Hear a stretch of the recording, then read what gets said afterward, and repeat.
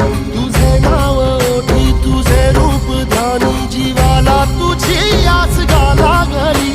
जरी बाप सा